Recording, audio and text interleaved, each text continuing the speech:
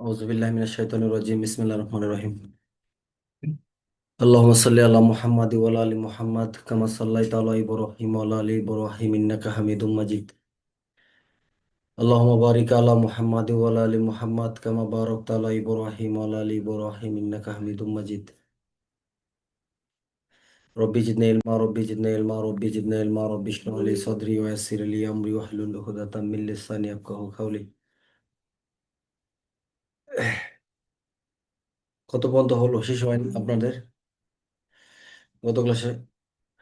আদেশ প্রদানের ক্ষেত্রে পরিভাষা না? 36।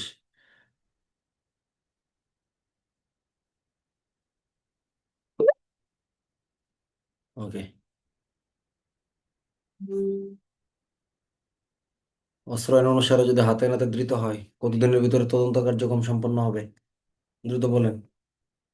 অস্ত্র আইনে হাতে নাতে ধৃত হয়েছে প্রথম পর্যায়ে তদন্তের জন্য সময়সীমা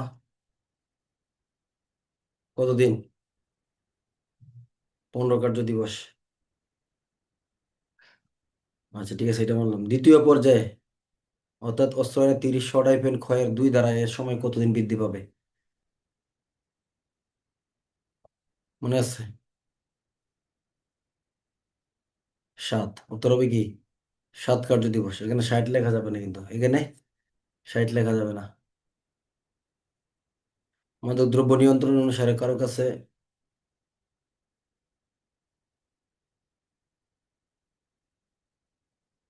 বহন করতেছে মাদক দ্রব্য ইয়াবা পাইলেন 2000 পিস, কত ধারায় মামলা হবে? 2000 পিসি আবার বহন করতেছে, মামলা হবে কত ধারায়?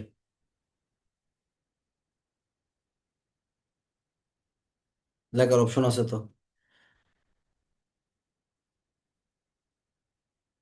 কারো কাছে 2000 পিসি এবার পাইছেন, কত ধারায় মামলা হবে?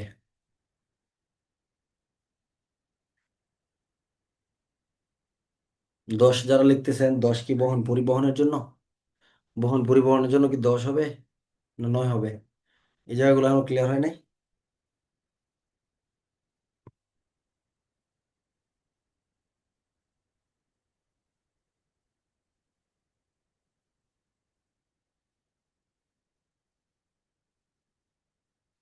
তো কবে ঠিক হবে এগুলো বলেন। বলেন 9-এর 1-এর ক, মানে গ্রাম হিসেবেও পড়াইছি আর পিস হিসেবেও পড়াইছি, তাই না? তাহলে 9-এর 1-এর ক কত পিসের নিচে বা কত গ্রামের নিচে, এটা বলেন।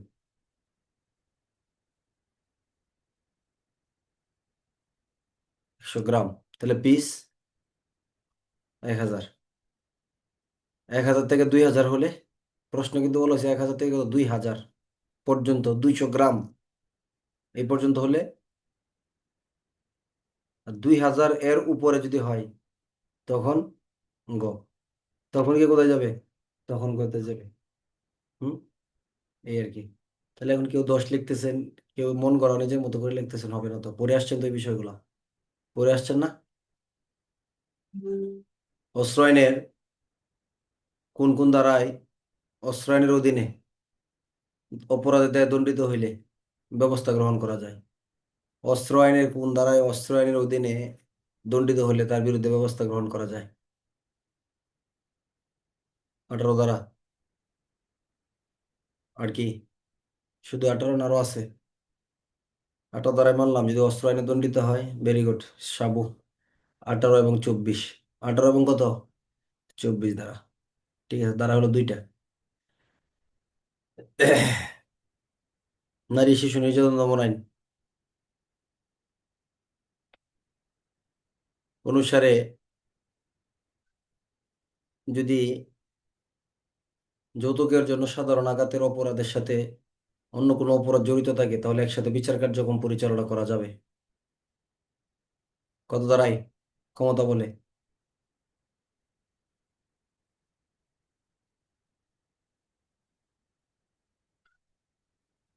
তাহলে এখানে 27-এর 3 কেউ লিখতেছেন, কেউ লিখতেছেন 35-এর 3। তাহলে সঠিক কোনটা? যৌতুকের জন্য যদি এই প্রশ্নটা হয় তাহলে 35-এর 3 যৌতুকের জন্য হলে। আর নারী শিশুর অপরাধের সাথে অন্য যে কোনো অপরাধ জড়িত থাকলে সেই ক্ষেত্রে ধারা ব্যবহার করবো আমরা কত? 27-এর 3। সেই ক্ষেত্রে ধারা কত? 27-এর 3। তাহলে মাদকদ্রব্য আইনে এক অপরাধের সাথে অন্য অপরাধের বিচার করা যায়, এই ধারা কত? মাদকদ্রব্যের সাথে হলে, মাদকদ্রব্য অপরাধের সাথে অন্য অপরাধ জড়িত থাকলে একত্রে বিচার করা যায়, ধারা।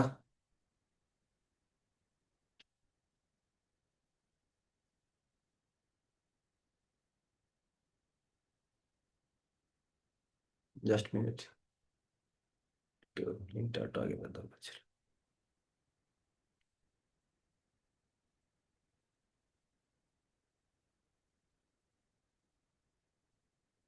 নারী শিশু নির্যাতন দমন অধ্যাদেশ।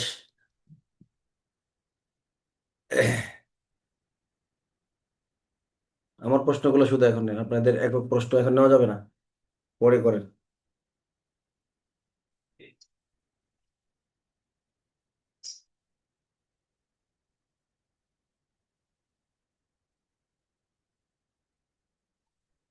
আচ্ছা, তারপরে বলতেছিলাম,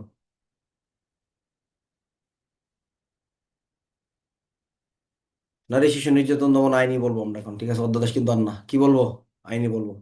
নারী শিশু নির্যাতন দমন আইন অনুসারে আসামির বিরুদ্ধে প্রতিবেদন দাখিল হওয়ার পর থেকে অনুপস্থিত থাকলে বিচার কার্য সময়সীমা হবে কত, মনে আছে? কত? 20। আচ্ছা। পুলিশ অফিসার অনুরোধ করবেন জবানবন্দি গ্রহণ করার জন্য ঊর্ধ্বতন পদের পুলিশ অফিসারকে, নির্বাহী ম্যাজিস্ট্রেটকে, বিচারিক ম্যাজিস্ট্রেটকে। কাকে অনুরোধ করবেন? হ্যাঁ, বিচারিক। সর্বনিম্ন কোন শ্রেণীর বিচারিক ম্যাজিস্ট্রেট? প্রথম শ্রেণীর। সর্বনিম্ন প্রথম শ্রেণীর বিচারিক ম্যাজিস্ট্রেটকে কি করবেন? অনুরোধ করবেন। একজন সাক্ষীকে আদালতে, নারী শিশু আইন অনুসারে একজন সাক্ষীকে আদালতে হাজির করার দায়িত্ব কোন ব্যক্তির উপর বর্তাবে? চৌকিদারের উপর, তদন্তকারী কর্মকর্তার উপর, কোর্ট অফিসারের উপর, থানার ভারপ্রাপ্ত কর্মকর্তার উপর? থানার ভারপ্রাপ্ত কর্মকর্তার উপর। নারী শিশু নির্যাতন দমনের কোন ধরনের অপরাধের ঘটনার ক্ষেত্রে পারিপার্শ্বিক সাক্ষীর উপর ভিত্তি করে বিচার কার্যক্রম পরিচালনা করা যায়?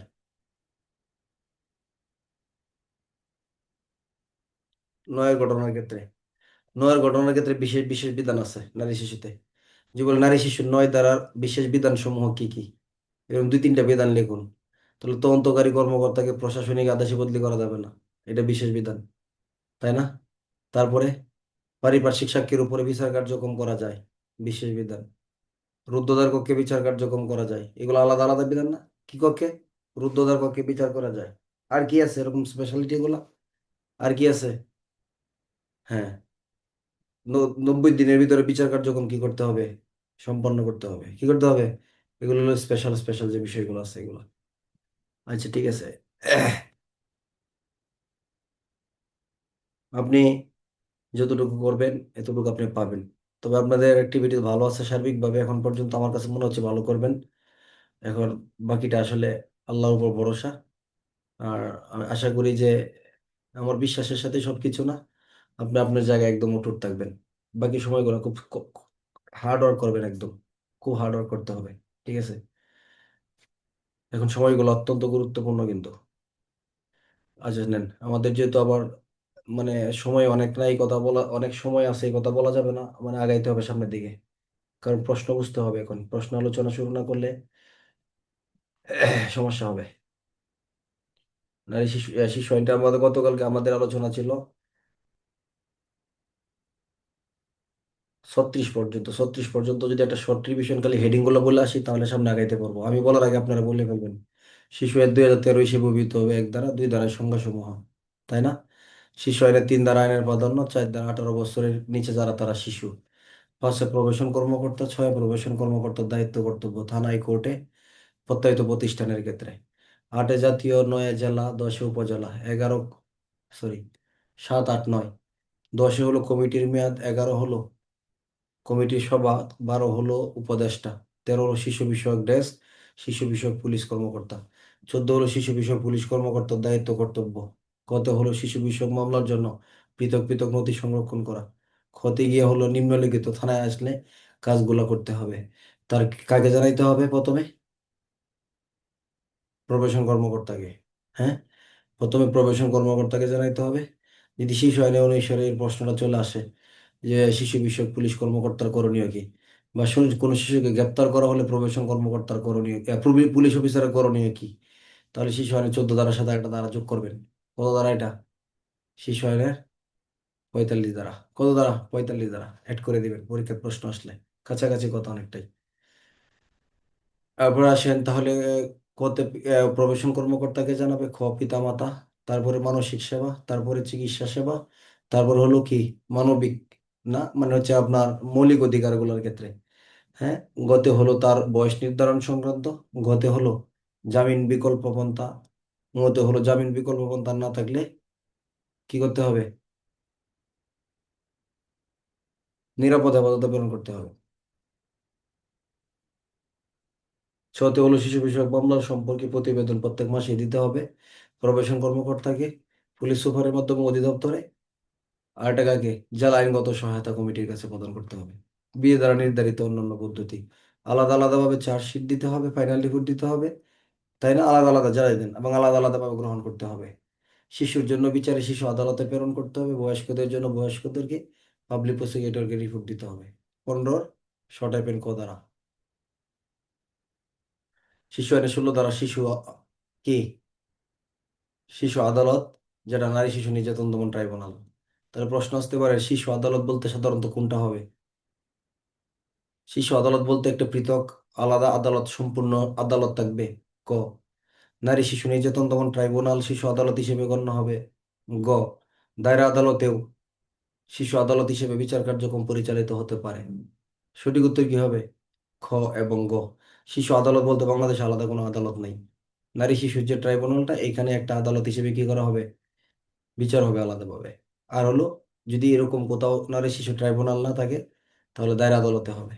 হ্যাঁ, 17 ধারা হলো অস্বাভাবিক যে নিয়ম, যে দালান কোটায় হয়, যে সময় স্থানে হয়, এর বাইরে আলাদাভাবে হবে, তাই না? অধিবেশন। 18 ধারা হলো শিশু আইনের দায়রা আদালতের সকল ক্ষমতা প্রয়োগ করতে পারবে শিশু আদালত, তাই না?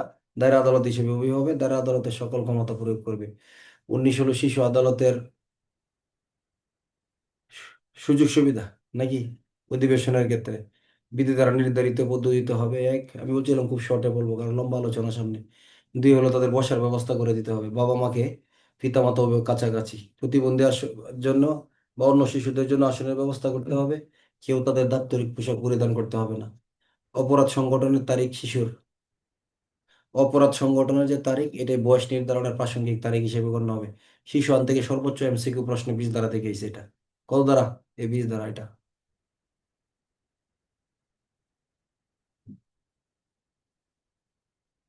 শিশু আইনের 21 ধারা হলো, এটা বড় বড় আলোচনা, আমরা তো আলোচনা করি না, এটা প্রশ্ন করবেন আদালত মনে করতেছে যে আসলে শিশু কিনা, তাই না? আপনার তদন্তকারী কর্মকর্তা হিসেবে যদি এরকম মনে হয়, বা শিশু বিষয়ক পুলিশ কর্মকর্তা হিসেবে যে আসলে কি শিশু কিনা, প্রকৃতপক্ষে কি শিশু কিনা, এরকম একটা সন্দেহ দেখা দিছে, হ্যাঁ? কিন্তু এই শিশুর আইনগত কোনো দলিল পত্র, জন্ম নিবন্ধন, স্কুল সার্টিফিকেট কিছু নাই। তাহলে কি তাকে বয়স্ক মনে করতে হবে না শিশু হিসেবে মনে করতে হবে? হ্যাঁ, আপনার কাছে শিশু না এই মর্মে যদি মানে কোনো শিশু, শিশু মানে কি 18 বছরের নিচে, এই নিয়ে সন্দেহ কিন্তু বৈধ কোনো দলিল পত্র প্রমাণ পাওয়া যাচ্ছে না, তাহলে কি মনে করতে হবে? আইনগত অনুমানটা কি হবে? বয়স্ক নাকি শিশু? শিশু হিসেবে মনে করতে হবে। শিশু আইনের এটা পরে গিয়ে আসতেছে আমরা কত ধারার আলোচনা, এটা মনে হয় শিশু আইনের 44 ধারা নাকি? 44 খুব সম্ভবত। আচ্ছা, শিশু আইনের 21 বললাম, শিশু আইনের 22 ধারা বিচার প্রক্রিয়ায় শিশুর অংশগ্রহণের আইনগত অধিকার না হলে পিতামাতা তাকে জানাইতে হবে ইত্যাদি। 23 হলো বিচার কার্যক্রমে কারা কারা অংশগ্রহণ করতে পারবে? সংশ্লিষ্ট শিশু অংশগ্রহণ করতে পারবে, তাই না? তারপরে শিশুর পিতামাতা অভিভাবক যারা তারা, শিশু আদালতের কর্মকর্তা কর্মচারী যারা তারা। আর এর প্রশ্ন হতে পারে, আর এটা হলো কারা? এই প্রবেশন কর্মকর্তা, শিশু বিষয়ক পুলিশ কর্মকর্তা, তারা আইনজীবী যারা তারা। আর এটা হলো কি আদালত থেকে যারা অনুমতি পাইছে তারা। 24 ধারা হলো শিশুর অভিভাবক বা যারা আছে তাদেরকে আদালতে হাজির করতে পারবে, কাছাকাছি থাকলে বা দূরত্বে থাকলেও। কত ধারা? 24 ধারা। 25 ধারা হলো বের হওয়া যাওয়ার কি করতে পারবে, নির্দেশ প্রদান করতে পারবে। আর শিশু আইনে 26 ধারা আলোচনা হলো কি সর্বশেষ পন্থা হিসেবে কোথায় প্রেরণ করতে হবে? নিরাপদ হেফাজতে প্রেরণ করতে হবে। এটা স্বল্পকালীন সময়ের জন্য হবে। আবার নিরাপদ হেফাজতে প্রেরিত শিশুকে প্রত্যাহিত প্রতিষ্ঠানে প্রেরণ করতে হবে। এখানে তাকে বয়স্ক শিশুদের সাথে আলাদাভাবে রাখতে হবে, তাই না? মানে পরে অতি বয়স্ক শিশুদের সাথে একসাথে রাখা যাবে না, এরকম আর কি। শিশু আইনের 29 দ্বারা শিশু আদালত কর্তৃক কি করতে পারবে? শিশুকে জামিন যোগ্য হোক, জামিনের অযোগ্য হোক, যদি বিকল্প পন্থায় প্রেরণা করা যায়, তাহলে তাকে জামিনে মুক্তি প্রদান করবে। জামিনদার সহ হতে পারে, ব্যতীত হতে পারে। এটা শিশুর নিজের মুচলেকা হতে পারে বা তার অভিভাবকের কোনো মাধ্যমে জামানত সহ বা ব্যতীত হতে পারে। আর জামিনে মুক্তি দেওয়া হলে কারণ লিপিবদ্ধ করবে, তাই না? কারণ লিপিবদ্ধ করবে, কোনো প্রত্যয়িত প্রতিষ্ঠানে প্রেরণ করবে নাকি? শিশু আইনের 30 ধারা হলো শিশু আদেশ প্রদানের ক্ষেত্রে কি পরিভাষা, আদেশ প্রদানের ক্ষেত্রে কি কি বিষয়গুলো বিবেচনা করতে পারবেন না কয়েকটা? শিশুর বয়স, আবার ছেলে শিশু না মেয়ে শিশু, তার আপনার শারীরিক অবস্থা, মানসিক অবস্থা, তারপরে হলো শিশুর পারিপার্শ্বিক অবস্থা, নৃতাত্ত্বিক অবস্থা, তারপরে হলো শিক্ষাগত যোগ্যতা, কোন শ্রেণীতে অধ্যয়ন করে, কাদের সাথে মেলামেশা করে, সামাজিক পটভূমি, হ্যাঁ, তারপরে হলো আপনার অনুসন্ধান প্রতিবেদন, এগুলোর উপর ভিত্তি করে নেওয়া যাবে। এটা খুব একটা জরুরি না। শিশু আর 31 দ্বারা হলো সামাজিক অনুসন্ধান প্রতিবেদন কতদিনের ভিতরে? আদালতে হাজির করার 21 দিনের ভিতরে প্রস্তুত করতে হবে। 32 হলো 360 দিনের ভিতরে বিচার কার্যক্রম সম্পন্ন করতে হবে। 2 হলো কি 60 দিন। 3 হলো একটানা চলবে। 4 হলো 1, 2 উপধারার সময়ের ভিতরে বিচার কার্যক্রম সম্পন্ন করতে না পারলে কি করতে হবে? লঘুমাত্রার অপরাধ হিসেবে বিবেচনা করে, গুরুতর কোনো অপরাধ যদি না হয়ে থাকে, হ্যাঁ, ধর্ষণ, ডাকাতি ইত্যাদি না হয়, মাদক দ্রব্য, তাহলে সেই ক্ষেত্রে তাকে কি করতে হবে? মুক্তি দিতে হবে। তবে এটার জন্য আর বিচার করা যাবে না, বয়স্ক থাকলে সে ছাড়া পাবে না, তাই না? ধারাগত 32, শিশুকে কোনো অবস্থাতেই মৃত্যুদণ্ড, যাবজ্জীবন কারাদণ্ড, কারাদণ্ড প্রদান করা যাবে না। বুঝেন তোমার কথা? এখন এইভাবে এইভাবে শুধু বলে গেলে বুঝবেন না, তখন আগে যদি পড়া থাকে তাহলে বুঝবেন, এরকম না? হ্যাঁ, আগে পড়া যদি থাকে তখন বুঝবেন এই বিষয়গুলো। পরীক্ষার সময় চলে আসছে, এখন বসে বসে প্রাসঙ্গিক প্রশ্নগুলো আলোচনা করবেন যদি সুযোগ থাকে আপনাদের। আপনারা আশা করি আগে থেকে গ্রুপ স্টাডি আলোচনা করতেছেন, এখন আলোচনা করবেন সুচির বিছানার সাথে প্রশ্ন নিয়ে আলোচনা করবেন। আপনি সোহেল ভাই, আপনি একে বলবেন, আজাদ ভাইকে বলবেন যে আমি একটা প্রশ্ন করে উত্তর দেন, এটা কিরকম হবে, তাই না? এরকম ভাবে প্রশ্ন করতে থাকবেন, নিজে নিজে তৈরি করবেন প্রশ্ন, কোন গাইডের কি প্রশ্ন, মানে একটা গাইডের প্রশ্ন একজনকে না করে আপনি নিজে নিজে তৈরি করার চেষ্টা করবেন, দেখবেন এমন একটা অবস্থা সৃষ্টি হবে। আপনার প্রশ্ন তৈরি করার মতো যখন একটা ক্যাপাসিটি হবে, তখন পরীক্ষার হলে প্রশ্নগুলো আপনার জন্য একদম সহজে বোধগম্য হবে। ঠিক আছে? এরা আমাদেরকেও বলতো, মানে যখন দেখতো যে পড়াশোনা করতেছি বা আগে যাদের পদোন্নতি হয়েছে, সবার কথা একটাই ছিল যে ভালো রেজাল্ট করতে চাও, তাহলে নিজে নিজে প্রশ্ন তৈরি করা শেখো। মানে কিভাবে প্রশ্ন তৈরি করব, তাহলে আপনার একদম সিম্পল আলোচনা। তাহলে আসামির আইনগত অধিকার কাকে বলে? এটা একটা প্রশ্ন না, কমন প্রশ্ন না? হ্যাঁ, আসামির আইনগত অধিকার কাকে বলে বা আসামির আইনগত অধিকার কি, অধিকারগুলো, এটা একটা প্রশ্ন। তাহলে আপনি এই প্রশ্নটা কি অন্য যে কোনো হিসেবে বলতে পারেন যে একজন গ্রেপ্তারকৃত ব্যক্তি, তাই না, প্রচলিত আইন অনুসারে রাষ্ট্রের কাছ থেকে কি ধরনের সুবিধা গ্রহণ করতে পারে। একটু ঘুরে পেঁচে গেল, তাই না? প্রশ্ন কিন্তু ওইটাই, ধারা কিন্তু একই হবে। মানে নতুন ধারা তৈরি করার কথা কেউ বলবে না আপনাকে, যে নতুন নতুন ধারা তৈরি করো, আইন তৈরি করো, কি বলছে? প্রশ্নের জায়গাটাকে একটু ডিফারেন্ট করে দিচ্ছে। অর্থাৎ ধারা এগুলাই হবে, কিন্তু প্রশ্নটা একটু আর কি কি রূপ ধারণ করতে পারে, এই বিষয়ে এরকম আর কি একটু করা। তো এতে করে লাভ কি হবে? যে আপনার ডিফারেন্ট যে প্রশ্নগুলো আসবে পরীক্ষার হলে, এগুলো আপনি সহজে বুঝতে পারবেন যে আসলে তো ওই ধারারই প্রশ্ন, কথাগুলো একটু কি করছে। যেমন কি বলবো, প্রশ্ন করে এরকম, ওই বাজে ফোন।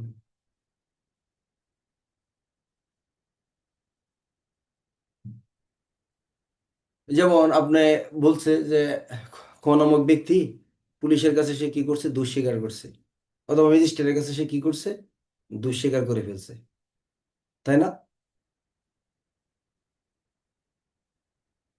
তাহলে দোষ স্বীকার করছে, তার নাম কি হয়েছে?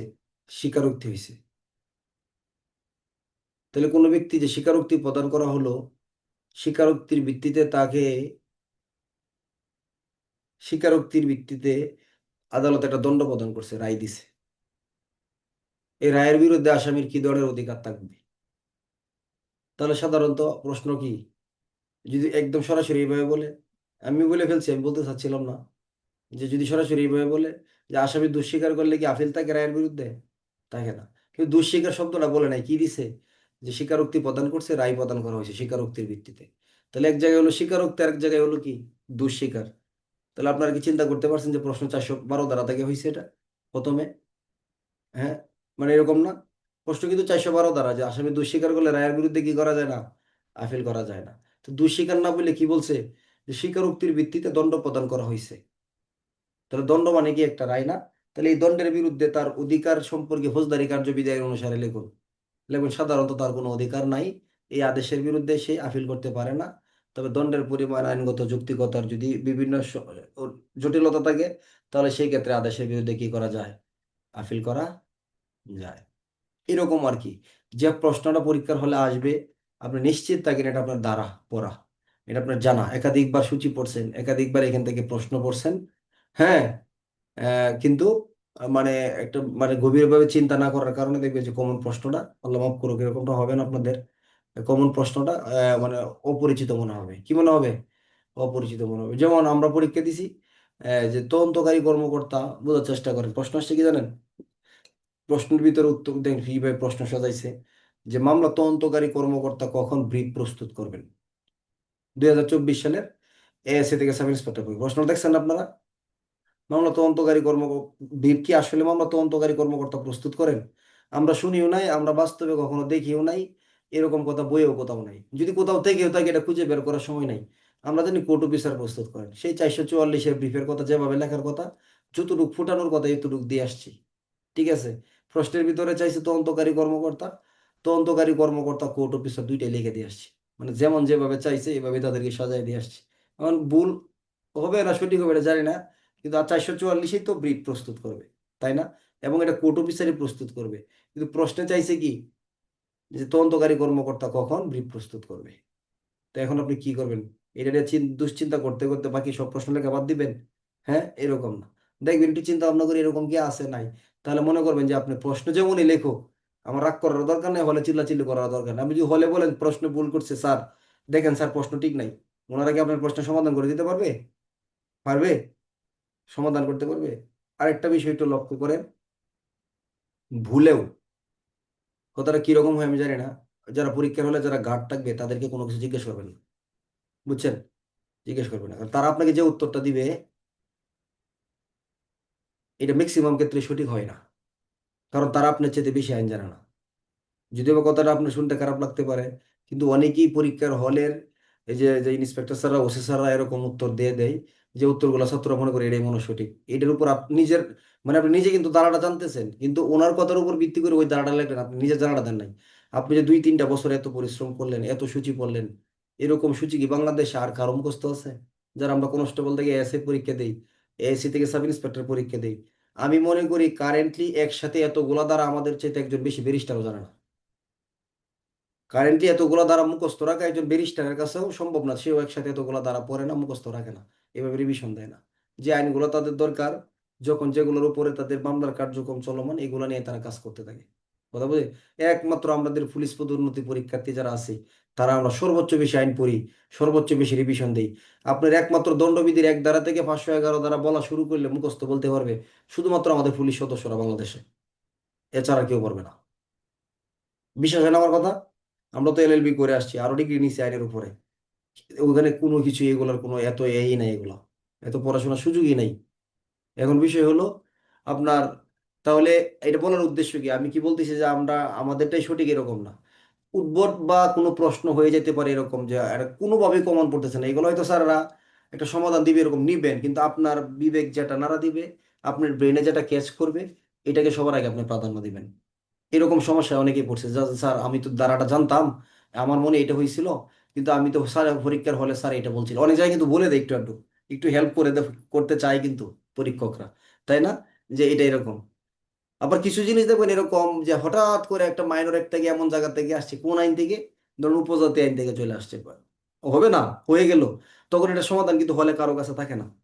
তো এরকমও হয় কোনো কোনো হলের ভিতরে, তারা চেষ্টা করে যে এটা সমাধান করে দেয়, একটু এরকম, এগুলো ভিন্ন বিষয়। কিন্তু কমন ফৌজদারি, সাক্ষ্য আইন, দণ্ডবিধি, যে এই প্রশ্নের জায়গাগুলো নিজেদের মতো করে লিখবেন, ঠিক আছে? আমার এক ব্যাচমেট ছিল, এত পড়াশোনা করছে আমার সাথে প্রতি বছর, সব জানে, হাতের লেখা খুবই সুন্দর, এবং সে সবসময় 1 থেকে 10-এর ভিতরে ঢোকার ছাত্র। পরীক্ষার হলে গিয়ে সে তার নিজের প্রতি আত্মবিশ্বাস থাকে না, এই ব্যাচমেট কি লেখে ওই ব্যাচমেট কি লেখে এগুলো সে দেখে শুধু। ঠিক আছে, টানা কয়েক বছর তার পদোন্নতি হয় নাই, হয়েছে পরে লাস্টে পদোন্নতি। কিন্তু তার সে মানে এমন একজন স্টুডেন্ট, তার হাতের লেখা এরকম, ঠিক আছে। আহ কি বলবো মানে, নিঃসন্দেহে অনেকে চিনবেন হয়তো, র্যাবে আছে বর্তমানে। মানে পরে তার পদোন্নতি হয়েছে, কিন্তু আমি তারে অনেক বকাবকি করছি, তুই হলে গিয়ে আশেপাশে ব্যাটসম্যানটা বলে যে, বন্ধু আমরা তার ভরসা যাই, কিন্তু শেষে হলে গিয়া আমাদের খেলার দিকে তাকায় থেকে আমরা কি লিখি, মানে নিজের প্রতি আর আত্মবিশ্বাস রাখতে পারে না। এটাও একটা সমস্যা কিন্তু। আপনি যা পড়ছেন যা কষ্ট করছেন এটার উপর আত্মবিশ্বাস রাখবেন, আপনার নিজের ব্রেনে যেটা আসবে মনে করবেন এটাকে প্রাধান্য দিতে হবে। ঠিক আছে,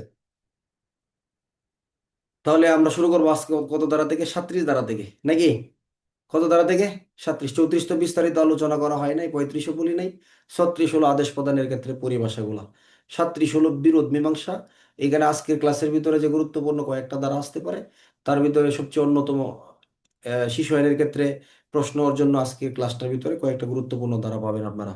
যেমন শিশু আইনের 44 ধারা অত্যন্ত গুরুত্বপূর্ণ ধারা, 45 ধারা খুবই গুরুত্বপূর্ণ ধারা, শিশু আইনের 52 ধারা খুব গুরুত্বপূর্ণ ধারা। মানে এখানে কয়েক, এরপরে এমসিকিউ এর জন্য আপনার তদন্তের বিষয়, বিচারের বিষয়, আপিলের বিষয়, এই শিশু আইনের এমসিকিউ প্রশ্নগুলো সাধারণত এই জায়গা থেকে হয়। তাহলে নেন শিশু আইনের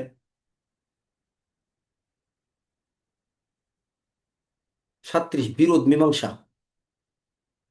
এখন পর্যন্ত কোনোদিন প্রশ্ন হয় নাই, আপনারাও লম্বা করেন না, একটু মানে না পড়লেই নয়, এরকম একটু জায়গা আমরা আলোচনা করবো। তাহলে কিভাবে বিরোধ মীমাংসা করবে?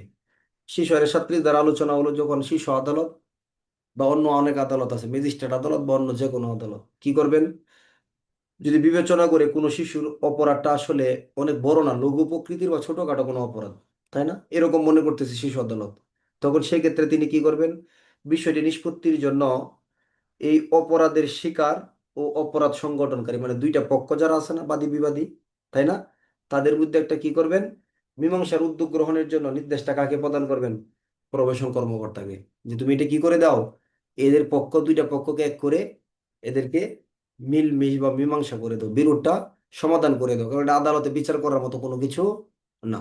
এমনিতেই তো অনেক বড় বড় অপরাধগুলো শাস্তি দেওয়া যায় না শিশুকে, তাই না, কিন্তু লঘু প্রকৃতির অপরাধ মনে করে বিরোধ মীমাংসার জন্য আদেশটা কাকে প্রদান করছে, প্রবেশন কর্মকর্তাকে।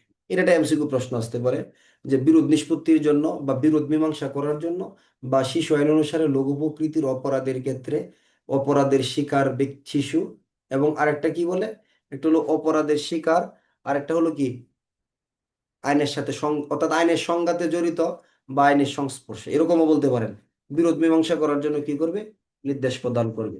37-1 দ্বারা প্রবেশন কর্মকর্তা কি করবে জানেন, সমাজের উপযুক্ত ব্যক্তি যারা আছেন তাদেরকে নিয়ে, এখানে 49 আছে উপরের কথা, আমরা দরকার নেই এখানে পড়বো না, উপযুক্ত ব্যক্তিদের সকলের অংশগ্রহণের মাধ্যমে এই অপরাধের শিকার ও সংগঠনকারীর মধ্যে বিরোধ মীমাংসার জন্য একটা কার্যপ্রণালী নির্ধারণ করবেন এবং বিরোধ মীমাংসা করবেন, এবং এই সম্পর্কে আদালতকে অবহিত করবেন। 2, আদালত আবার এই সম্পর্কে, এই বিরোধ মীমাংসা হয়ে গেছে এই সম্পর্কে আদালত এটা আবার কাকে জানাবেন, এই সম্পর্কে নির্দেশ জারি করিয়া অধিদপ্তরকে কি করবেন, অবহিত করবেন। ওই পর্যন্ত যাওয়ার দরকার নেই। শিশু আইনের 37 দ্বারা একদম সহজ কথা, প্রবেশন কর্মকর্তাকে লঘু অপরাধের ক্ষেত্রে বিরোধ মীমাংসার আদেশ দিতে পারেন। প্রবেশন কর্মকর্তা এই সম্পর্কে বিরোধ মীমাংসা করে আদালতকে কি করবেন, অবহিত করবেন। আবার আদালত ইচ্ছা করলে এই সম্পর্কে অধিদপ্তরকে কি করতে পারেন, অবহিত করতে পারেন। আবার চারে গিয়ে বলছে অধিদপ্তর আবার এই সম্পর্কে কার্যলিপিবদ্ধ করে আবার আদালতকে জানাবেন। ওই পর্যন্ত আমরা যাবোই না, 4 পর্যন্ত। তাহলে 37 দ্বারা বিরোধ মীমাংসা যদি প্রশ্ন আসে, পারবেন না একটু, কাকে আদেশ দিবে, প্রবেশন কর্মকর্তাকে। প্রবেশন কর্মকর্তা কি করবে, গণ্যমান্য ব্যক্তিদেরকে নিয়ে তাদের অংশগ্রহণ নিশ্চিতের মাধ্যমে বিরোধ মীমাংসা করে আদালতকে জানিয়ে দিবে। ঠিক আছে। 38 দ্বারা হলো ক্ষতিপূরণের আদেশ। 38, 39 আসলে খুব একটা ইম্পর্টেন্ট না, কারণ এই কাজগুলো কি পুলিশ রিলেটেড, ক্ষতিপূরণের আদেশ মূলত পুলিশ রিলেটেড না। শিশুকে একটা শিশু ক্ষতিগ্রস্ত হয়ে গেছে, সে ভিক্টিমাইজ হয়ে গেছে, তাকে পূর্বের অবস্থায় ফিরিয়ে নেওয়ার জন্য শিশুর পিতামাতা, অভিভাবক, আইনজীবী বা প্রবেশন কর্মকর্তার অনুরোধে অথবা আদালত নিজ ক্ষমতায় কি করবেন, ক্ষতিগ্রস্ত শিশুকে পূর্বের অবস্থায় ফিরিয়ে নেওয়ার জন্য, কোন শিশুর প্রতি, যে শিশু অপরাধী শিশু, তাই না, অপরাধী অর্থাৎ যে শিশু কি করছে, সংঘাতে জড়িত শিশু, তাদেরকে কি করবেন, তাদেরকে ক্ষতিপূরণ দেওয়ার জন্য একটা নির্দেশ প্রদান করবেন।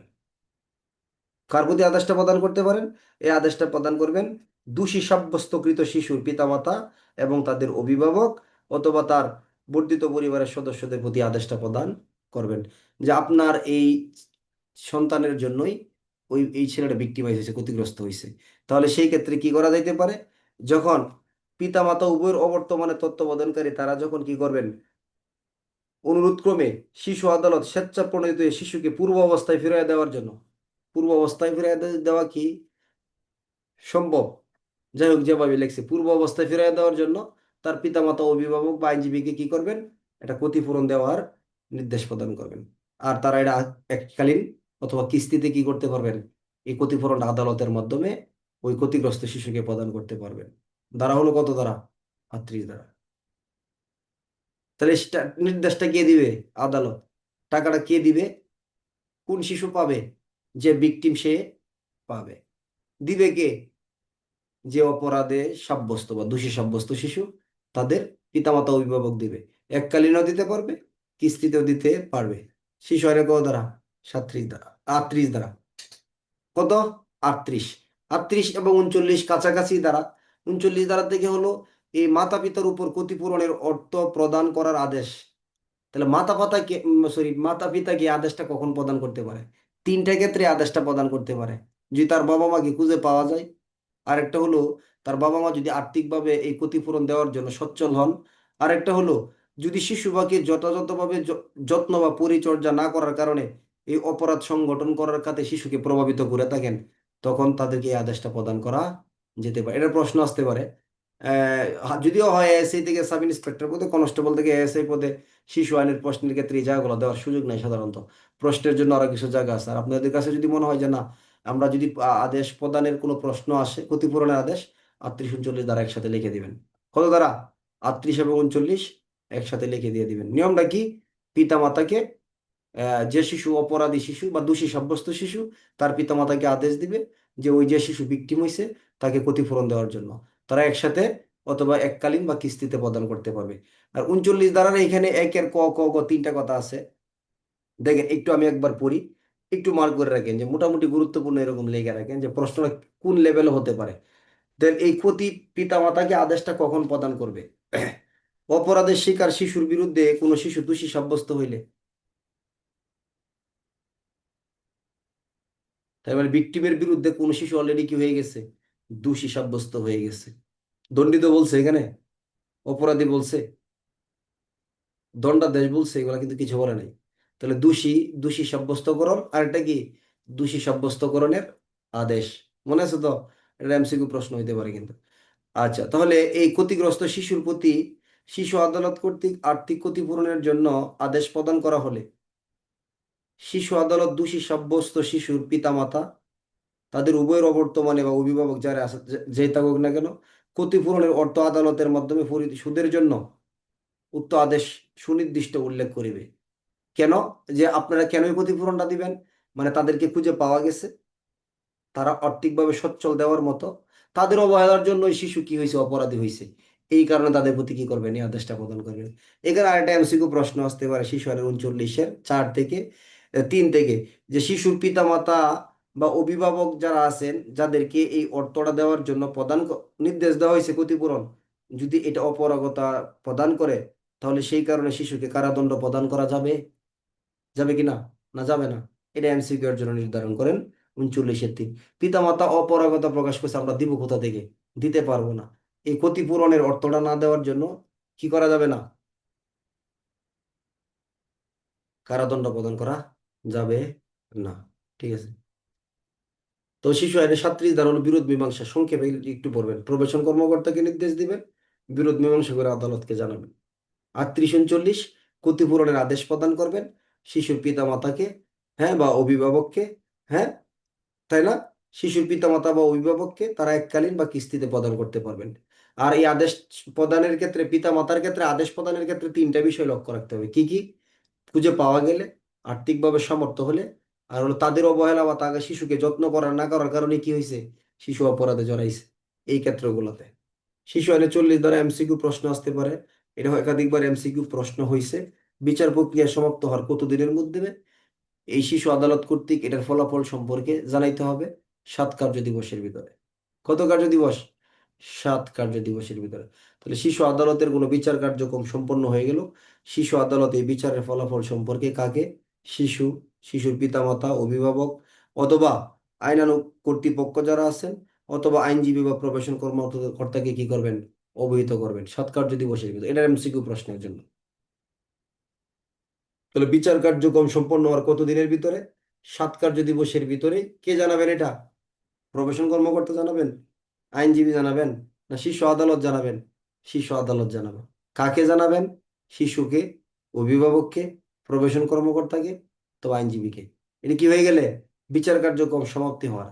আবার 40-এর 2 আরেকটা কথা বলতেছে যে এইখানে আপনার কোনো শিশু মুক্তিপ্রাপ্ত হইলে, তাহলে একটা হলো বিচার কার্যক্রম সম্পন্ন, আর একটা হলো কি মুক্তি হলো। দুইটা কি এক জিনিস? একটা হলো বিচার কার্যক্রম সম্পন্ন হয়েছে, মুক্তি হতেও পারে, না হতে পারে। দুয়ে বলতেছে কোনো শিশু যদি মুক্তিপ্রাপ্ত হয়, তাহলে আদালত এই মুক্তি প্রদানের তথ্য সম্পর্কে কি করবেন? অধিদপ্তর, প্রবেশন কর্মকর্তা, আইনজীবীর মাধ্যমে, অথবা সরাসরি উক্ত শিশু বা তাহার মাতা পিতাকে এবং তাদের অভিভাবক কিংবা পরিবারের সদস্যকে কি করবেন? অবহিত করবেন। এখানে একটা কথা আছে 40-এর 3। এটা হলো কি জানেন? আইনের সংস্পর্শে আসা কোনো যদি শিশু থাকে এখানে, অর্থাৎ সাক্ষী দিতে আসছে অথবা আইনের সংস্পর্শে আসছে ভিকটিম, তাদেরকেও জানানোর কথা বলা হয়েছে। তাহলে অবহিতকরণ নিয়ে লিখিত প্রশ্ন আসবে না, শুধু 40-এর 1 পড়লেও আপনার হয়ে যাবে। আর 2 একটু হালকা নিলে নিতে পারেন। আলোচনাটা কি? বিচার কার্যক্রম সমাপ্তি হওয়ার 7 কার্য দিবসের ভিতরে কি করতে হবে? হ্যাঁ, পিতামাতা, অভিভাবক বা প্রবেশন কর্মকর্তা, আইনজীবীকে জানাইতে হবে। আর এটা হলো যদি মুক্তি দেওয়া হয় সেই ক্ষেত্রেও কি করতে হবে? জানাইতে হবে। শিশু আইনের 41 ধারা আপিল এবং রিভিশন। হ্যাঁ, তাহলে কত দিনের ভিতরে আপিল করতে পারবে? আদালতের কোনো আদেশ প্রদানের পর যদি কোনো ব্যক্তি এই আদেশের বিরুদ্ধে সন্তুষ্ট না হয় বা সংক্ষুব্ধ হয়, তাহলে 60 দিনের মধ্যে হাইকোর্ট বিভাগে কি করতে পারবে? আপিল করতে পারবে। তাহলে শিশু আইনের আপিল কার বরাবর? শিশু আদালতের কোনো আদেশের বিরুদ্ধে আপিল কোথায় হবে? এটা এমসিকিউ প্রশ্ন করবো আজকে। শিশু আদালতের আদেশের বিরুদ্ধে হাইকোর্টে আপিল হবে। এইখানে ফৌজদারি শিশু আইনের 41 ধারা। তাহলে ফৌজদারি কার্যবিধির এটা কত ধারা হবে? দেখি কি বুঝেন, মিলে বলতে হবে। এটা কিন্তু কঠিন প্রশ্ন। মানে এই কথাটার সাথে ফৌজদারি কার্যবিধির সেম কথা কত হবে?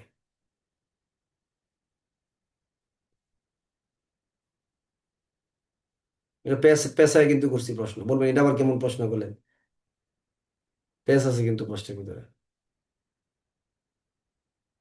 এটা হবে ফৌজদারি কার্যবিধি 410 ধারা। কেন 410 ধারা বললাম? কারণ দায়রা আদালতের আদেশের বিরুদ্ধে আপিল কোথায় হয়? হাইকোর্টে। ঠিক শিশু আদালতে কিন্তু একটা দায়রা আদালত। শিশু আদালত কি আদালত? দায়রা আদালত। এর জন্য এই আদেশের বিরুদ্ধে একদম সরাসরি কি হবে? হাইকোর্ট বিভাগে কিন্তু আপিল করতে হবে, তাই না? এই অন্য কোনো আদালত বলার কোনো সুযোগ নাই। এটা 410-এর কথার সাথে মিল না? দায়রা আদালতের আদেশের বিরুদ্ধে কোথায় আপিল হবে? হাইকোর্ট বিভাগে আপিল হবে। আচ্ছা, এখন কত দিনের ভিতরে করতে হবে? 60 দিনের মধ্যে আপিলটা করতে হবে। কতদিন? 60 দিনের মধ্যে আপিল করতে হবে। তাহলে আপিল তো করা যাবে। আবার যদি বলা যায় আপিলের আবেদন করলে এটা নিষ্পত্তি কতদিনের ভিতরে করতে হবে? আপিলে আবেদন করতে হবে 60 দিন, নিষ্পত্তিও 60 দিনের ভিতরেই। আর শিশু আইন 41 দ্বারা কিসের আবেদন করা যাবে? এটা কোনো পক্ষ সংক্ষুব্ধ হইলে রায় মানে না, এই জন্য করা যাবে, নাকি রায়ের সম্পর্কে আবার রিভিশন বা পূর্ণ বিবেচনা করার আবেদন করা যাবে, নাকি দুইটাই সঠিক? আপিল এবং রিভিশন দুইটার জন্য কি করা যাবে? পূর্ণ বিবেচনার জন্য হাইকোর্ট বিভাগ পূর্ণ বিবেচনা করা যাবে, রিভিশনও করা যাবে। আর এটা যদি আপিল করুক আর এটা পূর্ণ বিবেচনার জন্য দেখ, 60 দিনের ভিতরে উহা কি করতে হবে? নিষ্পত্তি করতে হবে। ধারা কত? 41। লিখিত পরীক্ষার প্রশ্ন হবে না কখনোই, কি হবে? এমসিকিউ। তাহলে 60, 60। আপিলও হতে পারে, রিভিশনও হতে পারে। কোন বিভাগে করবে? হাইকোর্ট বিভাগে করবে। 42, এ আইনের অপরাধের যত বিচার কার্যক্রম, বিচারিক প্রক্রিয়া, এটা 1898 সালের ফৌজদারি কার্যবিধির যে বিধান, ফৌজদারি কার্যবিধি আইনের অধীনে কি হবে? পরিচালিত হবে। তাহলে এই শিশু আইনের অধীনে কোনো অপরাধের জন্য অভিযোগ দায়ের বা মামলা সংক্রান্ত বিচার বা এই বিচার কার্যক্রম যা আছে না কেন, এটা আপনার ফৌজদারি কার্যবিধির বিধানকে অনুসরণ করতে হবে। 42, তদন্তের ক্ষেত্রেও ফৌজদারি কার্যবিধির অনুসরণ করতে হবে। 46, দুইটা দ্বারা আলাদা কিন্তু মনে রাখবেন। তাহলে শিশু আইনে বিচারের ক্ষেত্রে বা বিচার কার্যক্রম বা কার্যধারার ক্ষেত্রে ফৌজদারি অনুসরণ করতে হবে 42 দ্বারা। তদন্তের ক্ষেত্রে অনুসন্ধান তদন্ত সংক্রান্তের ক্ষেত্রে ফৌজদারি কার্যবিধির বিধান অনুসরণ করতে হবে। ধারা কত? ধারা 46 ধারা।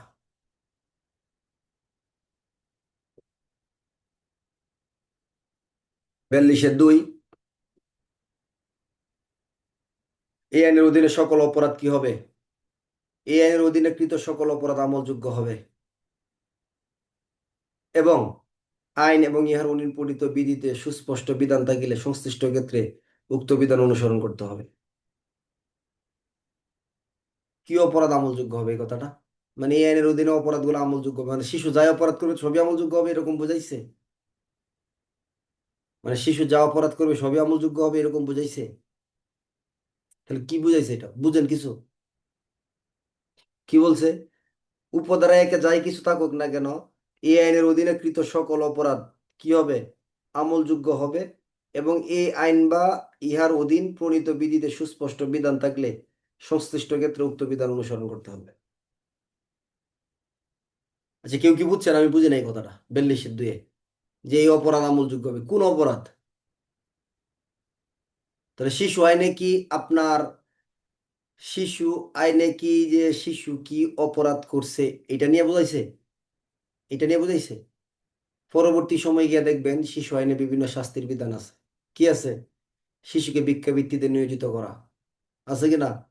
তারপরে দেখবেন আপনার শিশুর শিশুর ছবি প্রকাশ করা, তাই না?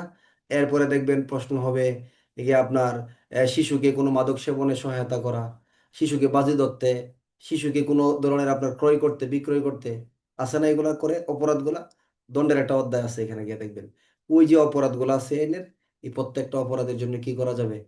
মামলা হবে, গ্রেপ্তার করা যাবে, আমলযোগ্য হবে। তারপরে শিশু আইনে গিয়েও কি আছে? অর্থাৎ শিশু আইনে শিশুর বিরুদ্ধে যারা অপরাধ করবে, শিশু আইনে শিশুর বিরুদ্ধে যারা অপরাধগুলা করবে, তাদের অপরাধগুলা কি হবে? আমলযোগ্য হিসেবে গণ্য হবে আর কি।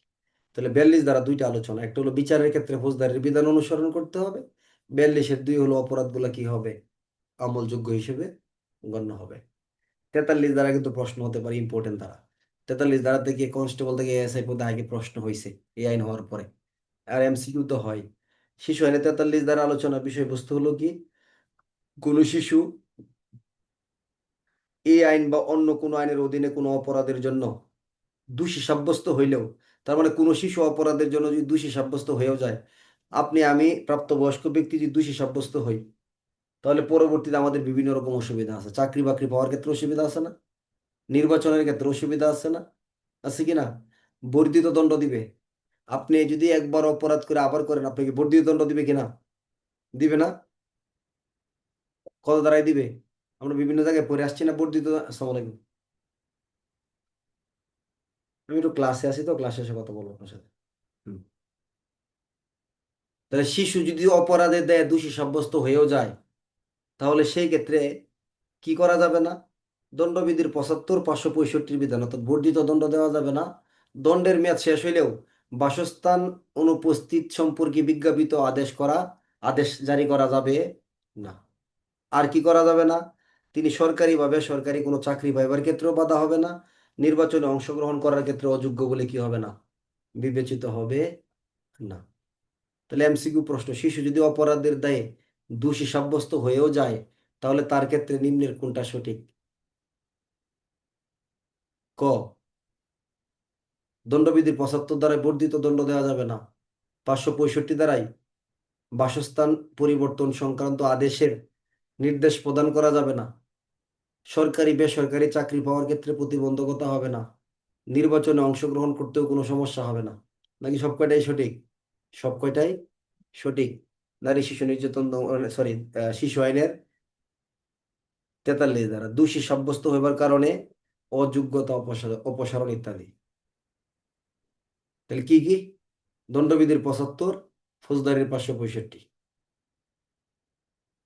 তারপরে চাকরি সরকারি বেসরকারি আর হলো নির্বাচনে প্রতিদ্বন্দ্বিতা করার ক্ষেত্রে কোনো অসুবিধা হবে না। এদিক থেকে শিশু আইনের সবচেয়ে গুরুত্বপূর্ণ ধারা হলো শিশু আইনের 44 এবং 45 ধারা। কত ধারা? শিশু আইনের 44 এবং 45, এই দুইটা ধারা খুবই গুরুত্বপূর্ণ। ভালো করে পড়েন। শিশু আইনের সর্বাধিক প্রশ্ন হচ্ছে শিশু আইনের 14 ধারা থেকে, শিশু আইনের 44-45 ধারা থেকে সর্বোচ্চ প্রশ্ন হয়েছে এখন পর্যন্ত। এমসিকিউ প্রশ্ন হয়েছে এখানে লিখিত পরীক্ষার পাশাপাশি। কত বছরের কম বয়স্ক শিশুকে কোনো অবস্থায় গ্রেপ্তার করা যাবে না? এটা অধিক পরিমাণ হয় এমসিকিউ প্রশ্ন শিশু আইন থেকে। কত বছরের কম বয়স্ক শিশুকে গ্রেপ্তার করা যাবে না? 9 বছরের কম বয়স্ক শিশুকে কোনো অবস্থাতেই কি করা যাবে না? গ্রেপ্তার বা আটক রাখা যাবে না। এটা হলো ফৌজদারি শিশু আইনের 44-1 ধারা। 9 বছরের কম বয়স্ক শিশুকে কোনো অবস্থাতেই কি করা যাবে না? যদি এমসিকিউ প্রশ্ন আসে নিম্নের কোন বাক্যটা সঠিক? 9 বছরের কম বয়স্ক শিশুর কাজ অপরাধ হিসেবে গণ্য হবে না। ক, 9 বছরের কম বয়স্ক শিশুকে দণ্ড প্রদান করা যাবে না। খ, 9 বছরের কম বয়স্ক শিশুকে গ্রেপ্তার বা আটক রাখা যাবে না। গ, নাকি সবই সঠিক? সব কয়টাই কি হবে? সঠিক হবে। সব কয়টাই সঠিক হবে। এরপর আসেন নারী শিশু শিশু শিশু আইনের 44-2, নিবর্তনমূলক আটক আদেশ। কি আটক আদেশ? নিবর্তনমূলক আটক আদেশ। অর্থাৎ অন্য কোন আইনে যাই থাকুক না কেন, কোনো শিশুকে নিবর্তনমূলক আটক আদেশ সংক্রান্ত কোন আইনের অধীনে গ্রেপ্তার বা আটক করা যাবে না। তাহলে সাধারণত প্রাপ্তবয়স্ক ব্যক্তিদের ক্ষেত্রে কি করা যেতে পারে? নিবর্তনমূলক আটক আদেশের আওতায় তাদেরকে আনা যেতে পারে। হ্যাঁ, নিবর্তনমূলক আটক আদেশ সম্পর্কে সংবিধানে আলোচনা করা আছে। বাংলাদেশ সংবিধানের 33-এ গিয়েও কিছুটা আলোচনা আছে যে নিবর্তনমূলক আটক আদেশের জায়গাটা হলো, ধরেন কোনো ব্যক্তিকে শাস্তি প্রদানের জন্যই বা তাকে শাস্তি প্রদান করা যাইতে পারে, যদি খুব সহজে বলি, অনেক ব্যাখ্যা বিশ্লেষণ আছে। কোনো ব্যক্তিকে শাস্তি প্রদান করা যাইতে পারে, তাই না? এই মর্মে তাকে আপনারা প্রতিরোধমূলক পড়ছেন না? যদি আর সহজে বলি, প্রতিরোধ অপরাধ করার আগেই কি ব্যবস্থা গ্রহণ করা, অপরাধ যেন করতে না পারে এই জন্য ব্যবস্থা গ্রহণ করা। এই জন্য কোনো ব্যক্তিকে প্রতিরোধ করার জন্য তাকে নিবর্তনমূলকভাবে আটক আদেশ করা যাইতে পারে। কিন্তু শিশুর ক্ষেত্রে এই বিধানটা কি হবে না? নিবর্তনমূলক আটক আদেশের আওতায় শিশুকে গ্রেপ্তার করা যাবে না। 44-3, যদি কোনো কারণে শিশুকে গ্রেপ্তার করতে হয়, যদি শিশুকে গ্রেপ্তার করতে হয় তাহলে গ্রেপ্তার করার পর গ্রেপ্তারকারী পুলিশ কর্মকর্তা কেন গ্রেপ্তার করলেন, কোন স্থানে করলেন, কি অভিযোগ, তাৎক্ষণিকভাবে শিশু বিষয়ক পুলিশ কর্মকর্তাকে অবহিত করবেন এবং প্রাথমিকভাবে তার বয়স নির্ধারণ করিয়া নথিতে লিপিবদ্ধ করবেন। এইখানে একটা বিষয় আছে কিন্তু, যদি প্রশ্ন আসে শিশু আইন অনুসারে কোনো শিশুকে গ্রেপ্তার করার পর গ্রেপ্তারকারী পুলিশ অফিসারের করণীয় কি, তাহলে আপনি যদি শিশু আইনের 14 ধারা লেখা শুরু করেন, নাম্বার দিবে? দিবে না। গ্রেপ্তারের পর গ্রেপ্তারকারী পুলিশ অফিসারের করণীয় হলো কাকে রিপোর্ট দিবে? শিশু বিষয়ক পুলিশ কর্মকর্তাকে। দেখছেন পার্থক্যটা কোথায়? আর শিশু বিষয়ক পুলিশ কর্মকর্তা কাকে রিপোর্ট দেয়? প্রবেশন কর্মকর্তাকে, পিতামাতা, অভিভাবককে, আইনজীবীকে, তাদেরকে বলে না?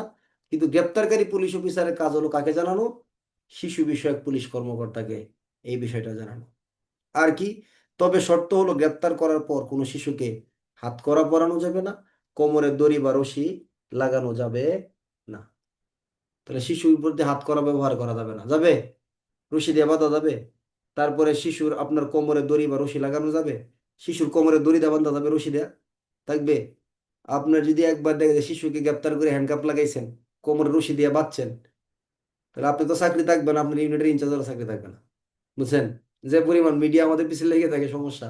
আর বাস্তবিকভাবে এটা করার কোনো প্রয়োজনীয়তা নেই। শিশু একটা খুব গুরুত্বপূর্ণ বিষয়। মানে শিশু শব্দটা বলতেই কেমন একটা সফট একটা ভাব আছে না? হ্যাঁ, একটা পবিত্র পবিত্র লাগে না এই জায়গাটা? হ্যাঁ, মানে সব অপরাধ সহ্য করা যায়। মানে দেখবে যে শিশুর যে জায়গাগুলো আছে এই জায়গাগুলো আসলেই খুব গভীর, মানে অন্যরকম একটা সফট বিষয়। আইনগুলো যত সফট করা যায় শিশুর ক্ষেত্রে আসলে।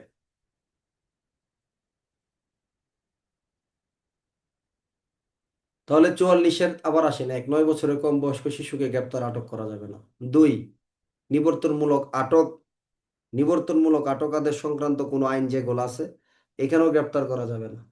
আর হলো যদি শিশুকে গ্রেপ্তার করা হয়, গ্রেপ্তারের কারণ, স্থান, অভিযোগ ইত্যাদি সম্পর্কে কি করতে হবে? শিশু বিষয়ক পুলিশ কর্মকর্তাকে জানাইতে হবে। তবে গ্রেপ্তার করা হলেও হ্যান্ডকাপ কোমরে বা পায়ে কি করা যাবে না? রশি দেওয়া বা দেওয়া যাবে না। এরপরে বলতেছে 4-এ গিয়া, উপধারা 3-এর অধীনে বয়স নির্ধারণের ক্ষেত্রে পুলিশ কর্মকর্তা কি কি বিষয় দেখবেন? জন্ম নিবন্ধন সনদ অথবা স্কুল সার্টিফিকেট,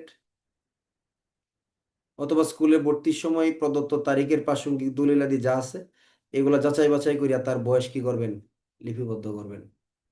কে? উপধারা 3-এর অধীনে বয়স নির্ধারণের ক্ষেত্রে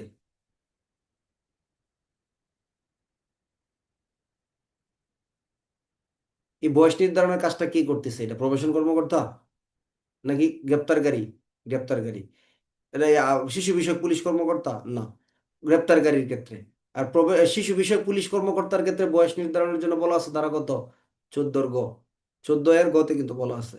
আচ্ছা, এখানে আমরা এত লম্বা করবো না। বয়স নির্ধারণ করার জন্য গ্রেপ্তারকারী অফিসার তার জন্ম নিবন্ধন, তারপরে স্কুলের সার্টিফিকেট বা ভর্তির সময় যে কাগজপত্র ছিল এগুলা কি করবেন, এগুলো পর্যালোচনা করবেন। এখন এখানে একটা প্রশ্ন হতে পারে, তবে শর্ত থাকে যে যে ক্ষেত্রে পুলিশ কর্মকর্তার কাছে মনে হচ্ছে যে সংশ্লিষ্ট ব্যক্তি একজন শিশু, কিন্তু সম্ভাব্য সকল চেষ্টা করিয়াও দালিলিক প্রমাণ দ্বারা তাহা নিশ্চিত হওয়া যায় না, সেই ক্ষেত্রে উক্ত ব্যক্তিকে এই আইনের বিধান অনুসারে কি করতে হবে, শিশু হিসেবে গণ্য করতে হবে।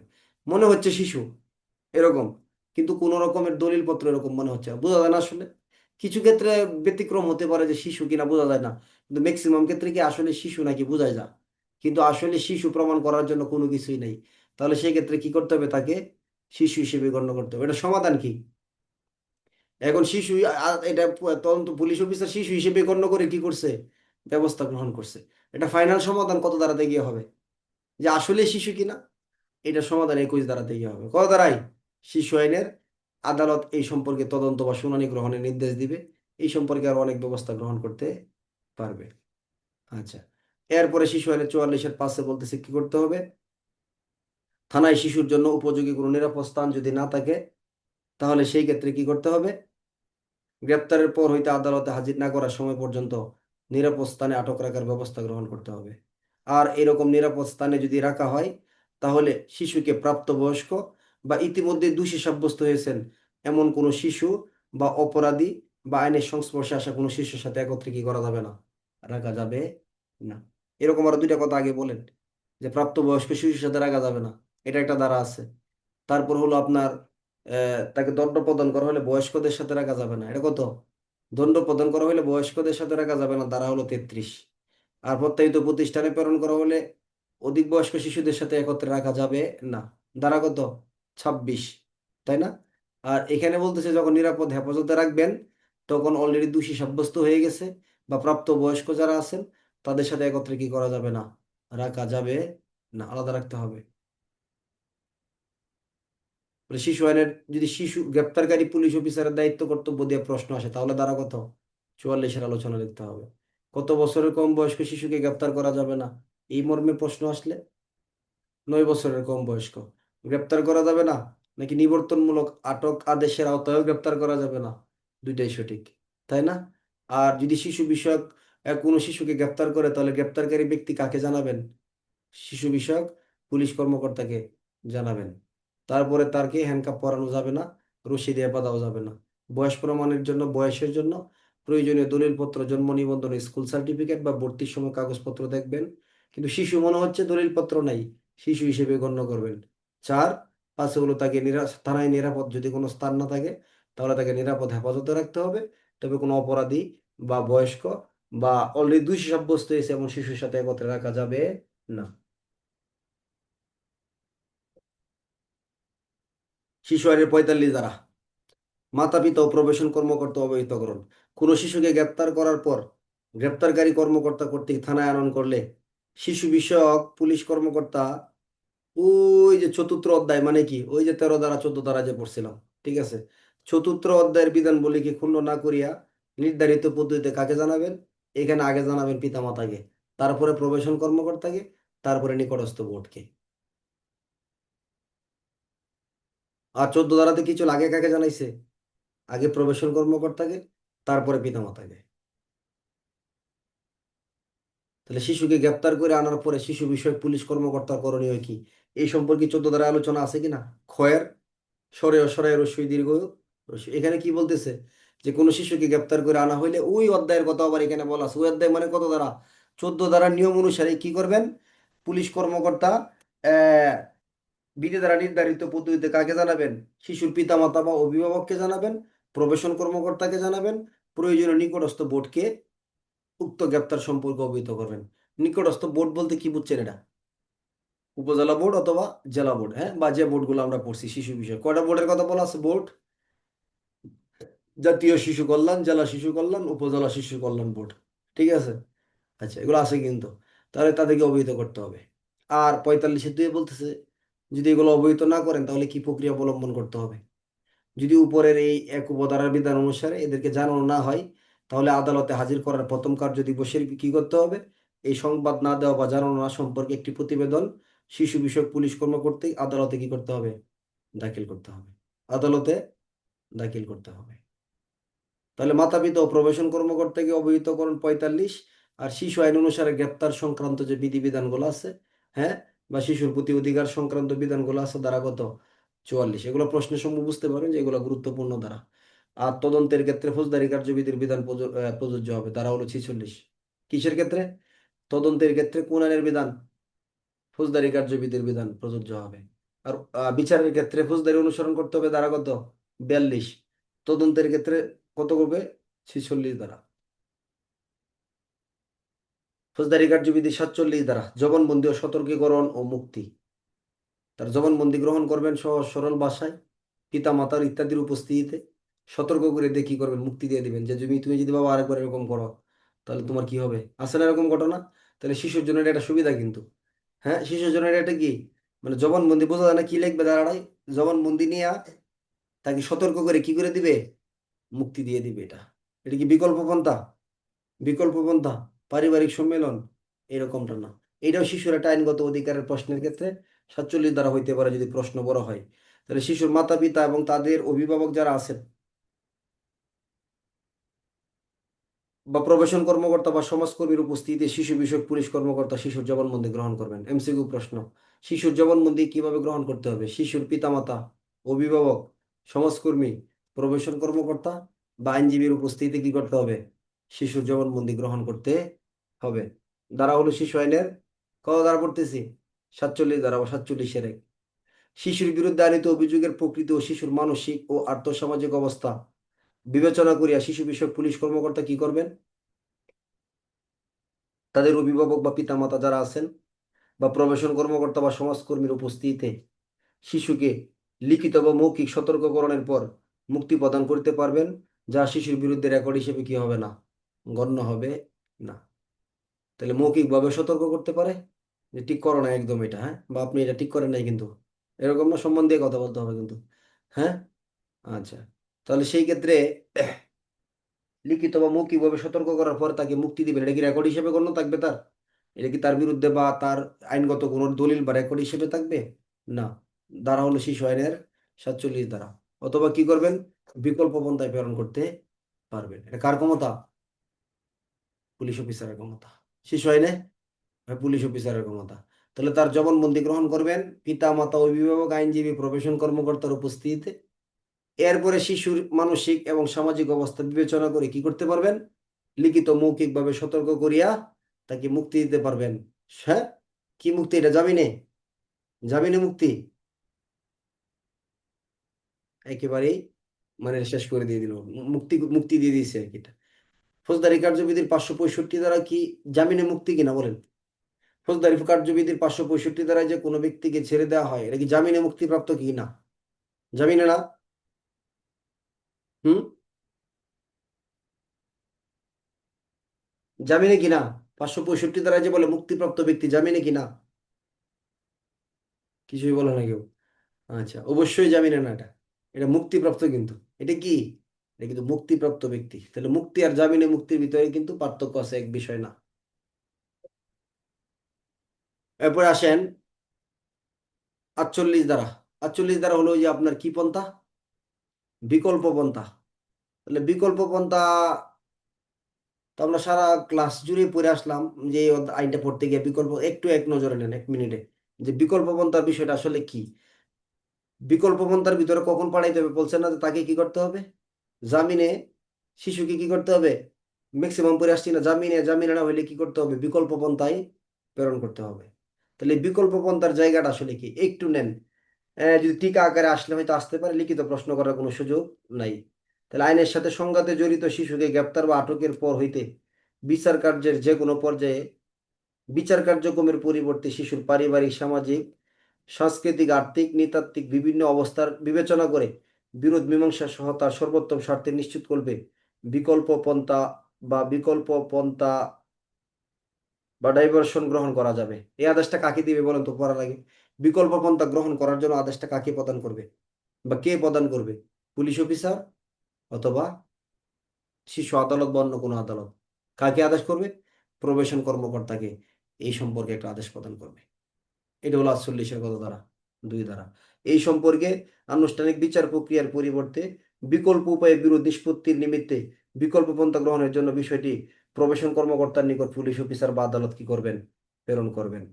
এরপরে বিকল্প পন্থার শর্তগুলো সঠিকভাবে প্রতিপালন হচ্ছে কিনা প্রবেশন কর্মকর্তা তা লক্ষ্য রাখবেন এবং আদালত বা শিশু বিষয়ক পুলিশ কর্মকর্তাকে কি করবেন?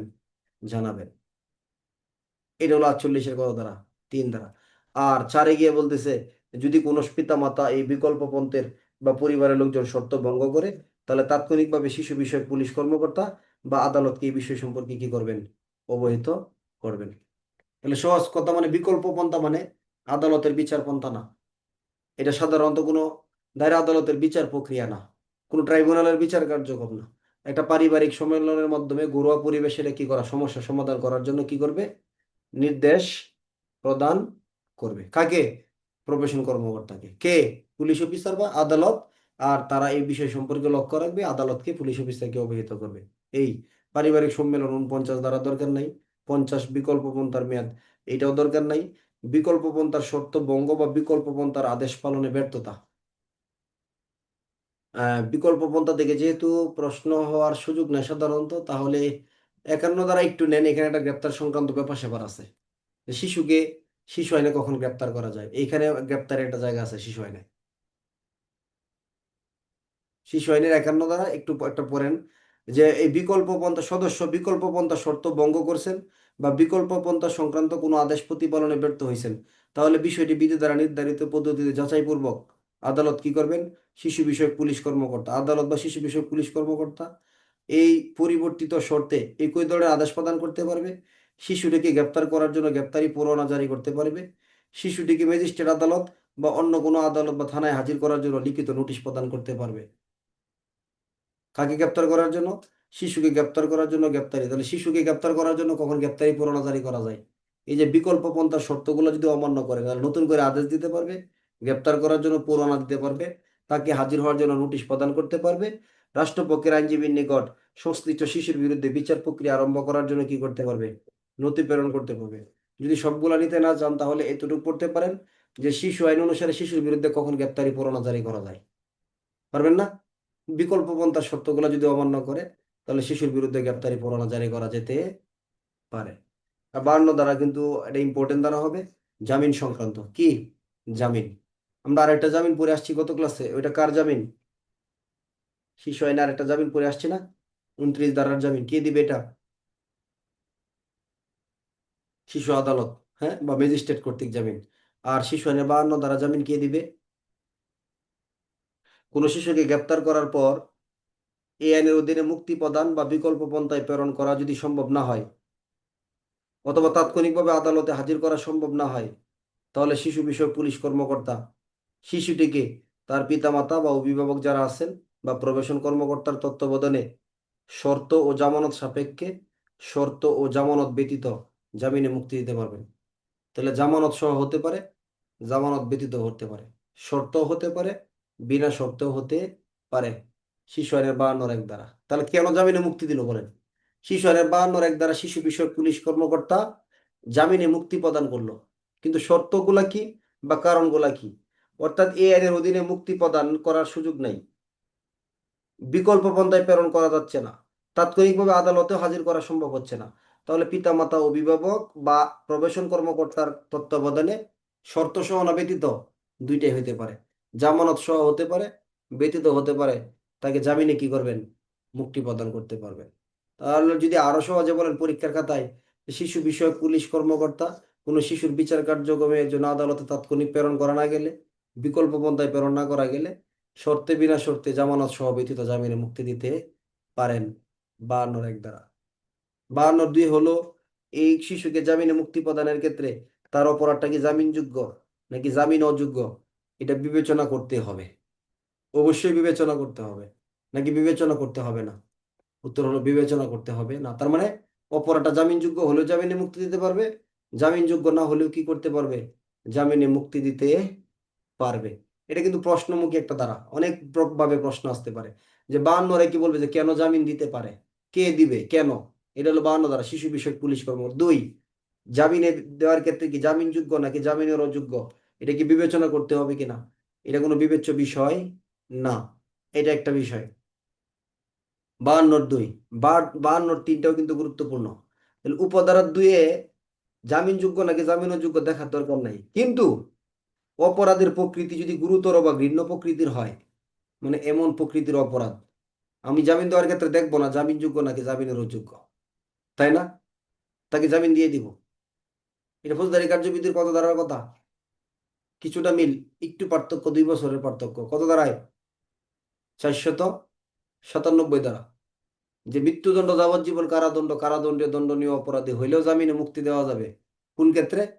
নারী হলে, অসুস্থ হলে, কত বছরের কম বয়স্ক, 16 বছরের কম বয়স্ক কি হলে, শিশু হলে। আচ্ছা, এখন এখানে আসেন, তাহলে শিশুরা গুরুতর বা জঘন্য প্রকৃতির অপরাধের সাথে জড়িত অথবা জামিন প্রদান করা হইলে এটা শিশুর স্বার্থের বিরুদ্ধে চলে যাবে। মানে জামিন দিলে কার জন্য লাভ হবে না? এই শিশুর জন্যই মঙ্গল না, লাভ হবে না, তার স্বার্থের পরিপন্থী হবে। তখন মনে রাখবেন কি কি, গুরুতর ঘৃণ্য প্রকৃতির অপরাধ, এক, তার স্বার্থের পরিপন্থী, দুই, অথবা কোনো অপরাধীর বা কুখ্যাত অপরাধীর সহচর্য লাভ করবে, তিন, অথবা সে বিপদের সম্মুখীন হইতে পারে, চার, অথবা জামিন দিয়ে দিলে ন্যায় বিচার ব্যাহত হইতে পারে, তাহলে সেই ক্ষেত্রে জামিন মুক্তি দেওয়া যাবে না।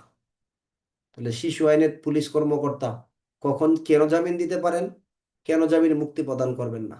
তাহলে 52 কেন দিবেন? আদালতে প্রেরণ করা সম্ভব না, বিকল্প পন্থায় প্রেরণ করা সম্ভব না, অন্যভাবে মুক্তি দেওয়ার সুযোগ নাই।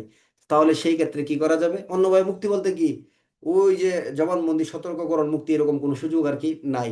তাহলে কি করবে? জামিন দিতে পারবে। কেন দিবে না? সে গুরুতর বা আপনার জঘন্য প্রকৃতির অপরাধের সাথে জড়িত, এটা একটা কারণ হইতে পারে। তারপরে সে আপনার কুখ্যাত কোনো অপরাধীর সাথে জড়ায় যাবে, এরকম হইতে পারে। তার স্বার্থের পরিপন্থী হইতে পারে, ন্যায় বিচার বিঘ্নিত হবে, এই ক্ষেত্রে হইতে পারে। আর একটা কি হইতে পারে, সে বিপদের সম্মুখীন হইতে পারে, এই ক্ষেত্রে আবার তাকে জামিনে মুক্তি প্রদান করবে না। তাহলে শিশু আইনের 52 ধারায় কোনটা, জামিন দেওয়ার দ্বারা নাকি জামিন না দেওয়ার দ্বারা, নাকি দুইটাই সঠিক? দিতেও পারে আবার নাও দিতে পারে। এরপরে আসেন শিশু আইনের 52-4। তাহলে 3 উপধারায় জামিন দিচ্ছে না, দেয় নাই? দেয় নাই। তাহলে 3 উপধারায় যদি জামিনে মুক্তি প্রদান না করা হয়, তাহলে শিশু বিষয়ক পুলিশ কর্মকর্তা কি করবেন? তাকে আদালতে উপস্থাপনের জন্য প্রয়োজনীয় ভ্রমণ সময় ব্যতীত 24 ঘন্টার মধ্যে সংশ্লিষ্ট ম্যাজিস্ট্রেট আদালতের নিকট কি করবেন? হাজির করার ব্যবস্থা করবেন। তাহলে যদি জামিনে মুক্তি না দেয়, তাহলে কতক্ষণের ভিতরে আদালতে হাজির করতে হবে? 24 ঘন্টার ভিতরে তাকে কি করতে হবে? শিশু আদালতে তাকে হাজির করতে হবে। ধারা কত? 52-4। পাশে গিয়ে বলতেছে, আদালত থানা হইতে জামিনপ্রাপ্ত হয় না এমন কোনো শিশুকে আদালতে উপস্থাপন করা হলে তাকে জামিন প্রদান করবে, অথবা নিরাপদ স্থানে অথবা শিশু উন্নয়ন কেন্দ্রে আটক রাখার নির্দেশ দিবে। এখন প্রশ্ন হলো, শিশু আইনের 52 ধারায় জামিন কে দিবে? পুলিশ অফিসার দিবে নাকি আদালত দিবে? এটা হলো প্রশ্ন। শিশু আইনের 52 ধারায় জামিন দেওয়ার ক্ষমতা কার? পুলিশ অফিসারের না আদালতের? কথা বলেন একটু, একটু হাত উঠায় দেখা। পুলিশের না আদালতের? এমসিকিউ প্রশ্ন আসছে। দুইটাই সঠিক। 52 দিবে পুলিশ, 52 দিবে আদালত। দুইটাই কত কত। তাহলে শিশু আইনে যদি কোনো জামিনের প্রশ্ন আসে, মূল প্রশ্ন কত? 52। আর যদি সরাসরি আদালত কেন্দ্রিক শুধু প্রশ্ন হয়, তাহলে 29। তবে 29-এর সাথে গিয়া 52-5 আমরা লিখতে পারি যে পুলিশ যদি জামিনে মুক্তি না দেয়, তাহলে সেই ক্ষেত্রে শিশু আদালত তাকে কি করতে পারে? জামিনে মুক্তি দিতে পারে। পারে কি না? পারবে না? তাহলে 52 জামিনে মুক্তি দিবে, দিয়ে জামিনযোগ্য জামিনের অযোগ্য যাই হোক, 3 হলো এই বিভিন্ন কারণে জামিন দিবে না, 4 হলো না দিলে 24 ঘন্টার ভিতরে আদালতে পাঠাবে, 5 হলো আদালত জামিনে মুক্তিও দিতে পারে, অথবা তাকে কোনো নিরাপদ স্থানে অথবা শিশু উন্নয়ন কেন্দ্রে আটক রাখার জন্য কি করতে পারেন? নির্দেশ প্রদান করতে পারেন। ঠিক আছে, বাকিটা আগামীকালকে শেষ হবে ইনশাল্লাহ। ঠিক আছে, আর বাকি যতটুকু অংশ আছে আগামীকালকে শেষ করবো যদি আল্লাহ তৌফিক দেয়। তাহলে আমাদের আজকের যে আলোচনাগুলো ছিল খুব সংক্ষেপে একটু নেন। কত থেকে শুরু হয়েছিল? শিশুরা ছাত্রী বিরোধ মীমাংসা করার জন্য আদেশ প্রদান করবে। কি করার জন্য? বিরোধ মীমাংসা করার জন্য। এটা কম গুরুত্বপূর্ণ। আর 30-39 ক্ষতিপূরণের আদেশ তার পিতামাতাকে আদেশ, কম গুরুত্বপূর্ণ। 40 দ্বারা হলো বিচার সমাপ্তির সময়সীমা সম্পর্কে জানানো, তাই না? এটা এমসিকিউ এর জন্য গুরুত্বপূর্ণ। 41 হলো আপিল, রিভিশন, নিষ্পত্তি। 60 42 হলো বিচার হবে ফৌজদারির বিধানে এবং অপরাধগুলো আমলযোগ্য হবে, নাকি? 42 দ্বারা। 43 দ্বারা হলো যদি শাস্তি পেয়েও থাকে তাহলে ফৌজদারি কার্যবিধির দণ্ডবিধির 75, ফৌজদারির 565 দ্বারা বিধান তো প্রযোজ্য হবে না। সরকারি বেসরকারি চাকরি, নির্বাচনে অংশগ্রহণ করার ক্ষেত্রে কোনো প্রতিবন্ধকতা সৃষ্টি হবে না। 44 দ্বারা হলো 9 বছরের কম বয়স্ক শিশুকে কোনো অবস্থাতেই গ্রেপ্তার করা যাবে না, আটক করা যাবে না। 2 হলো নিবর্তনমূলক আটক আদেশের অধীনে আটক গ্রেপ্তার করা যাবে না। 3 হলো যদি গ্রেপ্তার করা হয় কারণ, সময়, স্থান ইত্যাদি সম্পর্কে শিশু বিষয়ক পুলিশ কর্মকর্তাকে জানাতে হবে। গ্রেপ্তার করলেও হ্যান্ডকাপ, কোমরে রশি বা দড়ি দিয়ে বাঁধা যাবে না, তাই না? 4 হলো তার বয়স নির্ধারণ করার জন্য স্কুল সার্টিফিকেট, জন্ম নিবন্ধন, অন্যান্য প্রাসঙ্গিক যে দলিল আছে এগুলো সম্পর্কে সিদ্ধান্ত নিতে হবে। তবে শিশু মনে হচ্ছে কিন্তু দলিলপত্র নাই, শিশু হিসেবে গণ্য হবে। 5 হলো নিরাপদ হেফাজতে রাখতে হবে। যদি থানা নিরাপদ কোনো জায়গায় না থাকে তবে সেই ক্ষেত্রে বয়স্ক অপরাধী বা দোষী সাব্যস্ত শিশুর সাথে একত্রে কি করা যাবে না, রাখা যাবে না। 45 শিশুকে গ্রেপ্তার করা থানায় আনা হলে শিশু বিষয়ক পুলিশ কর্মকর্তা তার কে কে জানাবেন? প্রবেশন কর্মকর্তাকে জানাবেন, না পিতামাতাকে জানাবেন, প্রবেশন কর্মকর্তাকে জানাবেন, আর কাকে? বোর্ডকে জানাবেন। এখন একটা বিষয় বলি, সহজ কথা। এখন আমি তো আপনাদের ক্লাস করার ক্ষেত্রে গিয়া বা বলতে গিয়া সিরিয়াল ঠিক রাখতে হয়, সর্বোচ্চ নজরদারি করতে হয় যে সিরিয়াল ঠিক আছে কিনা। কিন্তু পরীক্ষার খাতায় মাইনর এক সংক্রান্ত যে জায়গাগুলো আছে, এখন আপনি 45-এ গিয়ে আগে প্রবেশন কর্মকর্তা না লিখে বাবা পিতামাতা লিখে ফেলছেন, এটা কি বড় ভুল হয়ে গেছে? এরকম না, এই যে এই টেনশন গুলো মাথায় নিয়ে না, যেটা কোনো ভুল হয়ে যাচ্ছে যে মাইনরিটির ক্ষেত্রে আমার সব ঠিকভাবে লিখতে হবে যদি এরকম ভাবে প্রশ্ন আসে। ওই আপনার 14 দ্বারাই শিশু বিষয়ক পুলিশ কর্মকর্তার জায়গায় গিয়া আগে মানসিক সেবার আগে আগে আপনি মৌলিক অধিকার লিখে ফেলছেন, এটা কি বড় ভুল হয়ে গেল? এরকম লিখছি আমরা তো এত কষ্ট করে লিখছি, এটি তো অনেক কিছু। আমরা না লিখলে তারা কিছু করতে পারবে বলেন? যদি আমরা পরীক্ষার হলে না যাই, কিছু করার ক্ষমতা আছে কারো? কারো ক্ষমতা আছে? আমরা যে কষ্ট করে পড়াশোনা করলাম, পরীক্ষার হলে গেলাম, আবার লিখলাম, এটাই তো বিশাল কিছু।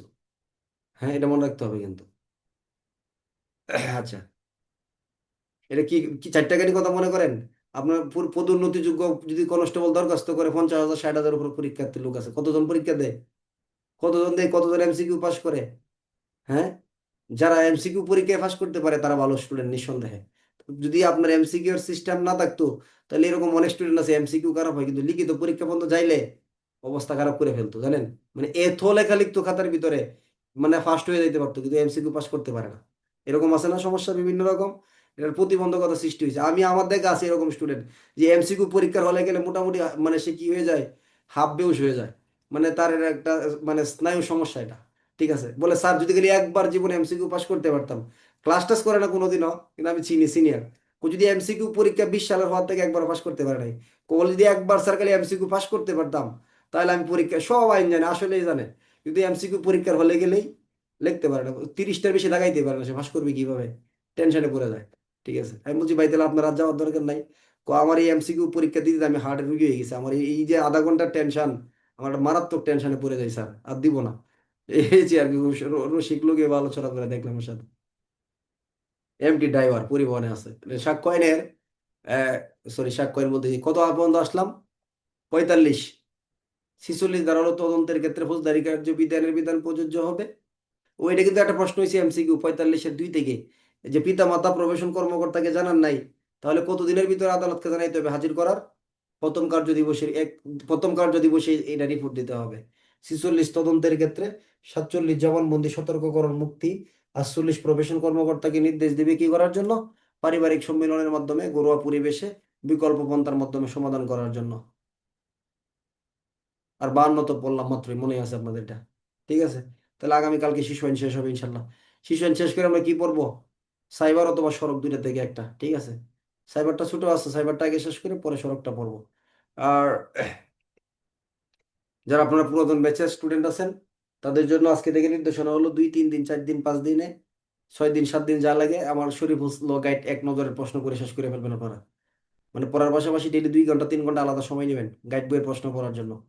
গাইড বইয়ের কারণে মূল বই পড়া, আমার গাইড বই পড়তেছেন মানে ভুল ত্রুটি আছে নিঃসন্দেহে হতে পারে, কিন্তু আমার গাইড বই পড়তেছেন মানে কোনো গাইড পড়তেছেন আপনি মূল বইয়ের ধারাবাহিক প্রত্যেকটা ধারার প্রশ্ন পড়তেছেন। ঠিক আছে, এটা আপনারা পড়বেন। তাহলে আমি যখন প্রশ্ন পড়ানো শুরু করবো আগামী সপ্তাহ থেকে, আপনাদের জন্য আমি আমার গাইডের কোনো প্রশ্নই পড়াবো না আপনাদেরকে, কিন্তু আপনার প্রশ্নের প্রতি একটা ধারণা হয়ে যাবে। প্রশ্নের প্রতি কি হবে, আমি আমার কোনো গাইড হাতে নিয়ে একটা প্রশ্ন এখান থেকে পড়াবো না, আমি মূল বই থেকে ধারাভিত্তিক প্রশ্ন পড়াবো যেভাবে সূচি পড়াইছি, আর কিছু তার প্রশ্ন তৈরি করা প্রশ্ন থেকে আলোচনা করব। ঠিক আছে, কিন্তু আপনারা এক নজর দেখে নেবেন, তাহলে প্রশ্ন বোঝা সহজ হয়ে যাবে আপনাদের জন্য। ঠিক আছে, আল্লাহ হাফিজ, আসসালামু আলাইকুম রহমতুল্লাহ বরকাত।